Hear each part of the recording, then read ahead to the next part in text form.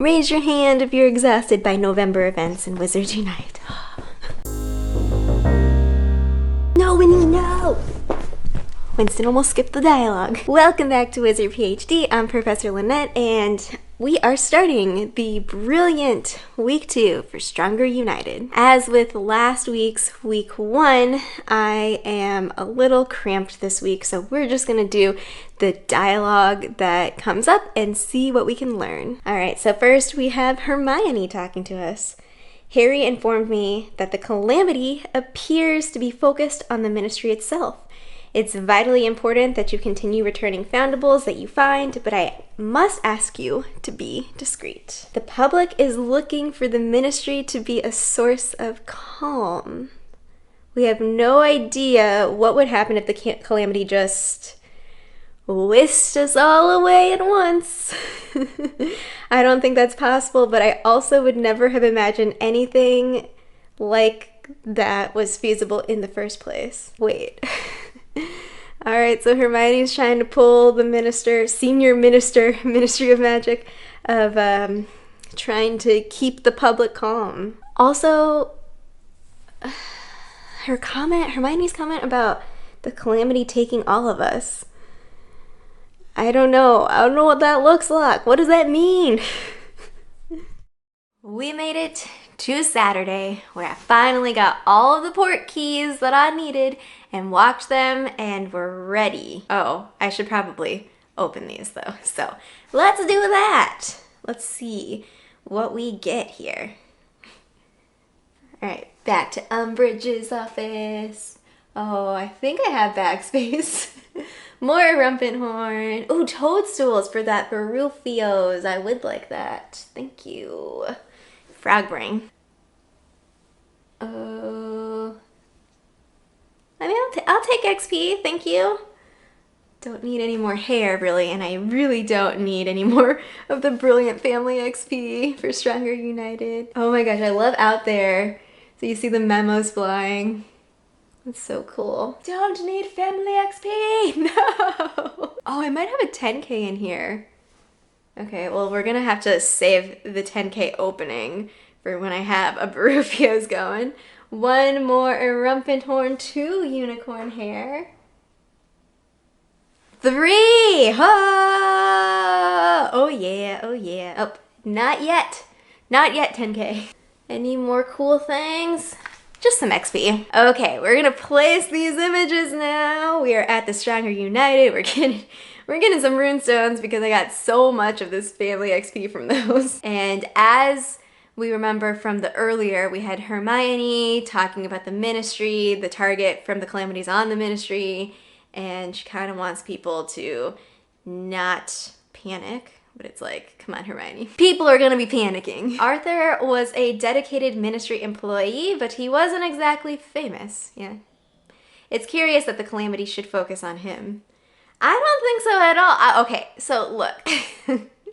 The Calamity clearly has focused on Harry Potter and possibly now Hermione Granger, the Granger Weasley family, Ron Weasley. You know, you have our trio. I don't think it's surprising at all that the Weasleys are in it or focused on. Percy is head of magical transportation. It's an important office, but hardly the largest in the Ministry. Why would the Calamity choose him?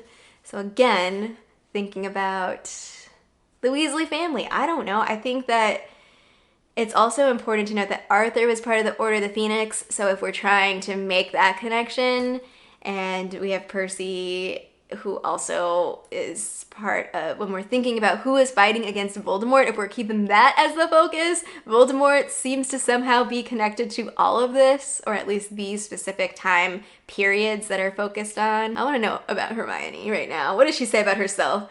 If someone at the Ministry had to become a foundable, it's better, I suppose, for it to be someone who has already come to terms with it. Honestly, it's rather awful. It doesn't hurt, but you feel a stifling sense of something missing from you, and until it is returned, you cannot put your finger on what it is.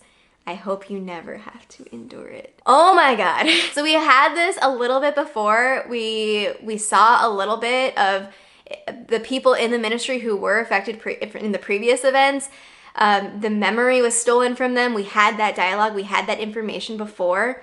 And now though, I'm a little concerned as well with Hermione. So she's kind of like, oh, it's fine, like I've come to terms with it. It's not great, it's kind of terrible. I hope you never have to endure it. Are they gonna turn us into foundables? Are we going to, oh my God. So like right now, our little people are just kind of like little silhouettes of whatever color of house we have, but what if they were like little WizardPhD foundables that you could return? I was like fragmented somehow and you had to return fragments of me, or you know, your top 5 friends or something. That would be wild. Or Jeffrey, who was apparently murdered by Mick McTan. Who knows? I don't know. Sometimes I wonder if the Calamity has a sense of humor. The ministry is famously bureaucratic, and our critics would no doubt be amused by our memos becoming foundables. It is apparent that the Calamity is responsive, or at least seems to have some sort of reaction, or it's not like a static thing, because if it were, at this point we probably would have been able to contain it, but we have not so far. Now Constance, I don't want you to worry. The effects of being a foundable are uncomfortable, but as far as we know, there's no long-lasting harm. ... Honestly, it's all a bit flattering, isn't it? All of my hard work has been noticed by the Calamity. Oh my God. Of course Constance would say this.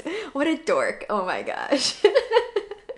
All of my hard work has been noticed by yeah. I'm like less suspicious of Constance now because she's just kind of, I don't know. I could see her as like the giant Hermione fangirl, but it's like, what a goofball. It's flattering. Hermione's also so nice. She's just like, don't worry, like let me take you under my wing. I've gone through it. It's uncomfortable. But as far as we know, there's no long-lasting harm. Oh no. What if something happens to them later?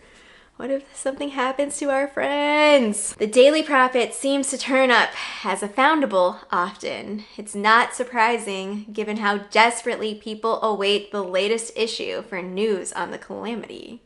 Since we haven't been able to do much more than slow it down, I fear they may be waiting a bit longer. I think that, I mean, obviously the Prophet is the most widely read in the wizarding world, so it's not surprising to me that that seems to come up. It's also, there's like the missing Prophet clipping.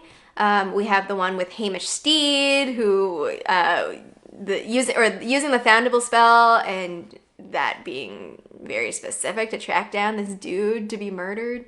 And yeah, so the Daily Prophet definitely has something that's part of it. We see it over and over. We see something weird where in the promotional materials even, the same or at least a similar prophet is held in people's hands, and there's like the little number 2 that's like etched in. We have one foundable that we see that's turned over, or at least I think it's part of the evidence, and it looks like it's a reflection, and so I'm just like, I have not been able to figure this out yet. And it's been bothering me since I noticed this sort of like doing-undoing pattern that's on the website, where it's like Constance's signature and then you're undoing it, like you're kind of going back in time, and maybe it's the same dynamic as you're seeing this encounter, you're seeing this trace, and you're returning the foundable back to where it should be, but I haven't figured it out just yet. Maybe if you like search the Daily Prophet collection, you can find, I don't know, something to do with Penelope. Maybe it's not even Penelope. I don't know. Okay, I feel like I've been rambling for long enough on this one. At least good to know that we have apparently been able to slow it down, or it seems like she says we haven't been able to do much more than slow it down. So, okay, well that was the brilliant ministry lift. Add that to our collection of the Stronger United brilliant event. We have our different people at different points in time. So we have a young Hermione Granger, but this one is specifically Minister Hermione Granger. After the defeat of Lord Voldemort, Hermione Granger joined the Ministry of Magic, first within the Department for the Regulation and Control of Magical Creatures, and later with the Department of Magical Law Enforcement. When the Calamity struck, she was instrumental in the formation and operation of the Statute of Secrecy Task Force. So it doesn't specifically say when she became minister, or again, like why Kingsley stepped down or is no longer minister. Percy enthusiastically accepted a position within the Department for International Magical Cooperation. After many years in various positions later, he eventually ascended to head of the Department of Magical Transportation. All right. Is it though that, so like these people seem to have held multiple roles within the ministry though? Arthur Weasley's fascination with Muggle technology, so misuse of Muggle artifacts office, eventually leading to his appointment as head of department. During the Second Wizarding War, he also served as a brief stint as the head of the Office for the Detection and Confiscation of Counterfeit Defensive Spells and Protective Objects. Constance, as Junior Undersecretary to Minister Granger when the Calamity struck, Constance was tasked with coordinating the efforts between the Calamity World Center at the British Ministry of Magic and the global network of Statute of Secrecy volunteers. When the Calamity occurred and the British Ministry of Magic took the lead in the global effort to combat it, memo airplane usage went up by over 411%, like 411, instigating an unprecedented parchment shortage at the ministry offices. Oh my god, that's funny. Last one, Daily Prophet. In the weeks following the Calamity, the Daily Prophet kept its frightened and fascinated readers informed of the latest developments and theories coming from the ministry. It was a vital source of information, all that with Lori Beth Denberg, no, just kidding, and played an important role in recruiting members for the Statute of Secrecy Task Force. Oh yeah, because that's also in our notification calling all wizards. We have like Daily Prophet things where they're looking for people to join. Okay, all of this information we got on this page was basically present day. It was kind of like, I mean, it was recapping with Percy and Arthur of like, okay, well this is their history, I guess, but then we have like, oh, after the Calamity struck, this is what happened. So that's cool that there's some more storyline elements regarding the Calamity that's coming out through these events and these foundables. All right, that was week 2 of the Brilliant event, Stronger United. Let me know in the comments how your event went, and especially if you have any thoughts or theories about what is even happening here. Do you think at some point we'll be turned into foundables, or that'll be like a major, that's like another level of, okay, we've been asking what happens if we're actually able to successfully contain the Calamity. What is the next thing that's going to happen? Because we know that this game is going to continue on for years. So what's going to happen next? And having kind of like a really special global type thing where we are somehow turned into foundables, that would be crazy. I think that would be super fun. Oh my gosh. I don't know, but let me know your thoughts about any of this and if you have those theories. And until next time, Juan's ready.